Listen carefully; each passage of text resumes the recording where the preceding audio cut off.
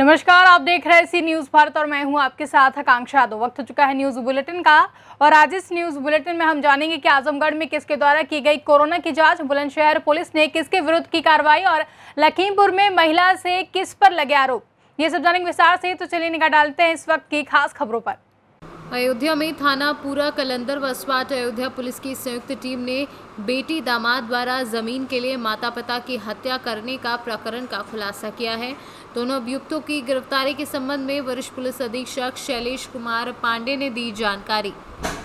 और 30 मई को मॉर्निंग में लगभग 10 बजे डायल 112 पे सूचना प्राप्त हुई, जिसमें एक व्यक्ति राम श्रृंगार जिसका नाम है उसने सूचना दी कि उसके सास और ससुर की हत्या कर दी गई। प्राप्त सूचना पे तत्काल पुलिस टीम मौके पे पहुंची, सभी उच्चाधिकारी वहां मौके पे पहुंचे और देखा गया कि वहां पे एक वृद्ध दंपत्ति जिनकी उम्र लगभग 60 वर्ष थी, उनकी ब्लंट ऑब्जेक्ट से हमला करके उनकी हत्या की गई है। ये अज्ञात में मामला पंजीकृत किया गया था और इस घटना के अनावरण के लिए 4 टीमें लगी थीं, जिसमें क्राइम ब्रांच की टीम, लोकल थाने की टीम तथा 2 अन्य टीमें भी इसमें गठित की गई थी और एसपी सिटी अयोध्या के नेतृत्व में इस घटना का खुलासा हुआ।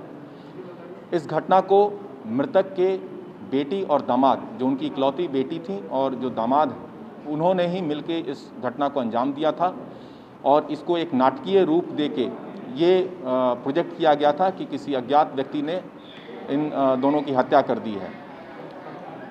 हत्या के पीछे के कारण के बारे में जब जानकारी प्राप्त की गई तो ये पता चला कि मृतक ने अपनी पूरी संपत्ति जो है अपनी पुत्री के नाम से कुछ वर्ष पहले वसीयत कर दी थी, परंतु उसके उपरांत उस ज़मीन का कुछ हिस्सा उन्होंने दूसरे को बेचने के लिए एग्रीमेंट किया था। उस एग्रीमेंट के एवज में उन्हें धनराशि भी प्राप्त हुई थी और इसके बाद भी कुछ ज़मीन को उनकी बेचने की मंशा थी। जब इस मंशा के बारे में उसकी पुत्री को पता चला तो पुत्री ने अपने पति के साथ मिलकर इस हत्या की साजिश तैयार की। अयोध्या से सीनू संवाददाता नीलेश विश्वकर्मा की रिपोर्ट।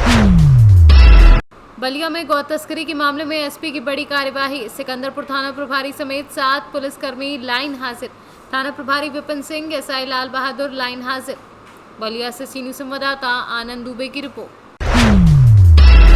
आज जिलाधिकारी आजमगढ़ व पुलिस अधीक्षक आजमगढ़ सुधीर कुमार सिंह के निर्देशन के क्रम में नरौली चौराहे पर फल सब्जी विक्रेता व टेम्पो ऑटो बैटरी रिक्शा चालकों का व अन्य चालकों का कैंप लगाकर कोविड-19 का एंटीजन व आरटी-पीसीआर टेस्ट करीब 100 लोगों का किया गया तथा छोटे बच्चों के बीच मास्क का वितरण किया गया।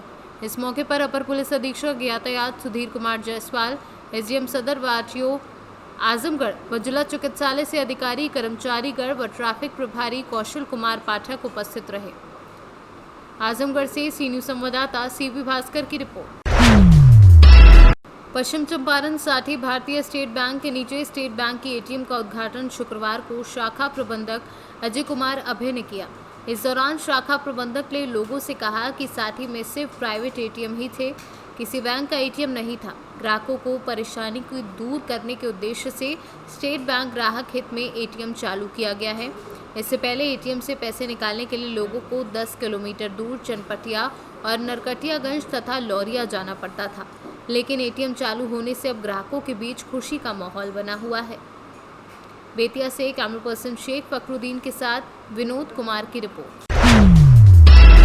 अलीगढ़ में जहरीली शराब कांड के बाद बुलंदशहर पुलिस की बड़ी कार्यवाही। देशी शराब की दुकान का अनुज्ञापी घर में बेच रहा था शराब, अनुज्ञापी का भाई मौके से गिरफ्तार। मुखबिर की सूचना पर पुलिस ने 31 पेटी शराब के साथ आरोपी को गिरफ्तार कर लिया है। बुलंदशहर से सीनू संवाददाता रविंद्र शर्मा की रिपोर्ट। यूपी के बुलंदशहर से बड़ी खबर आ रही है। बताया जा रहा है कि बुलंदशहर के थाना खानपुर क्षेत्र के किसी गांव में कक्षा 5 की नाबालिग छात्रा के साथ रेप किया गया है। दुकान से सामान लेने गई नाबालिग छात्रा को आरोपी ने उठाकर ईख के खेत में ले जाकर घटना को अंजाम दिया है। नाबालिग छात्रा के परिजनों ने आरोपी युवक पर दुष्कर्म की धाराओं में मुकदमा दर्ज कराया है। नाबालिग छात्रा से रेप के मामले में कार्यवाही में जुटी खानपुर पुलिस और आरोपी फरार बताया जा रहा है। ग्राम थाना खानपुर बीती रात एक वादी द्वारा सूचना दी गई कि उसकी बेटी शाम को जलेबी लेने दुकान पर गई थी और तभी सुमित नाम के व्यक्ति ने उसको लालच देकर खेत पे ले गया और उसके साथ बलात्कार किया। चूँकि बच्ची की उम्र 18 साल से कम थी, इसलिए पॉक्सो अधिनियम एवं बलात्कार की धाराओं में मुकदमा पंजीकृत कर लिया गया है। अभी मुलजिम नहीं पकड़ा गया है, शीघ्र इसकी गिरफ्तारी की जाएगी। विवेचना प्रचलित है।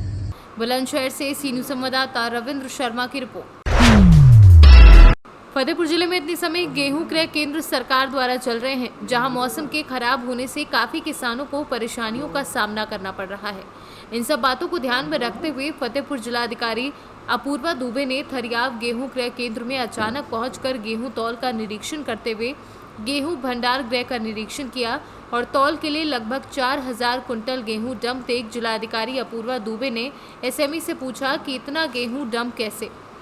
तो गेहूं क्रय केंद्र सेकंड के प्रभारी ने बताया कि जिलाधिकारी इसके 2 कारण हैं। पहला कि असोथर क्रय केंद्र बंद होने से किसान कोई ना कोई खतौनी का जुगाड़ कर यहां लेकर आ रहे हैं। दूसरा कारण यह है कि थरियाव प्रथम क्रय केंद्र बंद होने से इस सेकंड क्रय केंद्र में लोगों को आना स्वाभाविक है। और अब जिलाधिकारी अपूर्वा दुबे ने अभिलेख चेक किया तो सब कुछ सही पाया। फतेहपुर से सीनू संवाददाता ब्रजेश श्रीवास्तव की रिपोर्ट।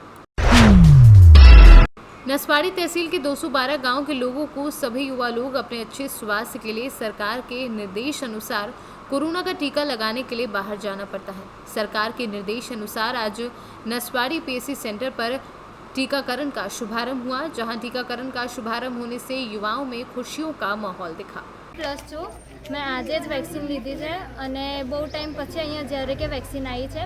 અત્યારે હાલમાં તો મને કંઈ છે નહીં, બટ હું બધાને રિક્વેસ્ટ કરું છું કે બધા જ વેક્સિન જેટલું બને એટલું જલ્દી લો, સો દેટ કે આ કોવિડને આપણે જેટલું બને એટલું જલ્દી અહીંયાથી દૂર ભગાઈ શકીએ। 18+ છું અને આજે મારું વેક્સિનેશન થયું છે। અહીંયા કેટલા ટાઈમ સુધી છે ને વેક્સિનેશન બંધ હતું।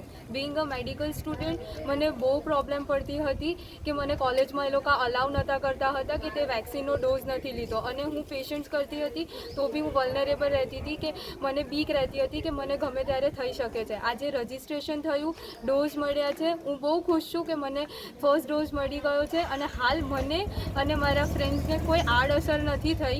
હમણાં સુધી અમે સેફ છે। હું બધાને રિક્વેસ્ટ કરું છું કે તમે બધા વેક્સિન જેટલી બને એટલી જલ્દી લઈ લો। ફટાફટ પોતાના નિયર બાય પીએચસી સેન્ટરને કોન્ટેક્ટ કરીને લઈ લો।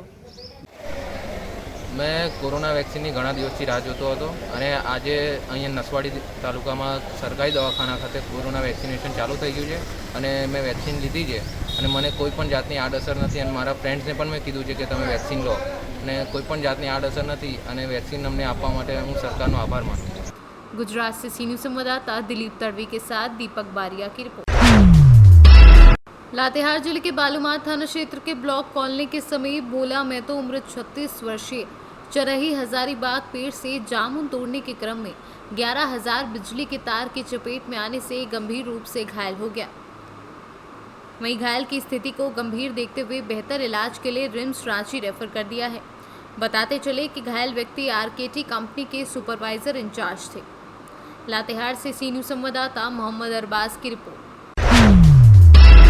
निघासन कोतवाली के अंतर्गत ग्राम सेमरापुरवा मजरा मिर्जागंज में दलित महिला रेणु देवी पत्नी संतोष कुमार ने बताया कि घर पर कोई नहीं था। तब गांव के ही रहने वाले अमर सिंह व अकबाल इन दोनों ने पीड़ित महिला के घर पर जाकर जाति सूचक गंदी गंदी गालियां दी और विरोध करने पर रेणु देवी के बाल पकड़कर नीचे पटक दिया और लात घूंसों से उसको बेरहमी से मारा पीटा। पीड़ित ने बताया कि उसके गुप्तांग पर लात मारी और सीने पर मुक्के से वार किया, जिससे कि उससे काफ़ी अंदरूनी चोट आई है। शोर मचाने पर आसपास के लोग एकत्रित हो गए। तब ये लोग गंदी गंदी गालियां देते और शिकायत करने पर जान से मारने की धमकी देते हुए मौके से भाग निकले। झंडी चौकी में तहरीर दी, उसके बाद निघासन कोतवाली में तहरीर दी। सुनवाई नहीं हुई तो महिला लखीमपुर जाकर एसपी को लिखित तहरीर दी और पुलिस महानिदेशक को लिखित तहरीर दी। इस पूरी घटना की सत्यता को बताया। फिर भी काफ़ी दिन बीत चुके हैं, उन लोगों के ऊपर अब तक कोई कार्यवाही नहीं हुई है। कहाँ के रहने वाली हो? सेमरापुरा। क्या मैटर है? मैटर है कि अंबर अकबाल घर में घुस के नाजायज जगह पे मारे हैं तो अंदरूनी चोट आ गई है, सीने पे मुक्का चला के मारे हैं और घर में मेरे कोई नहीं रहे। तो एप्लीकेशन चौकी में दिया तो एप्लीकेशन चौकी वाले नहीं सुने, मुलजिम के भाई को पकड़ के फिर छोड़ दिया। तो फिर आप थाने के यहाँ गए, फिर कप्तान साहब वहाँ पेश हुए, तो वहाँ से आए तो फिर अकबाल का पकड़े, फिर अकबाल का छोड़ दिया।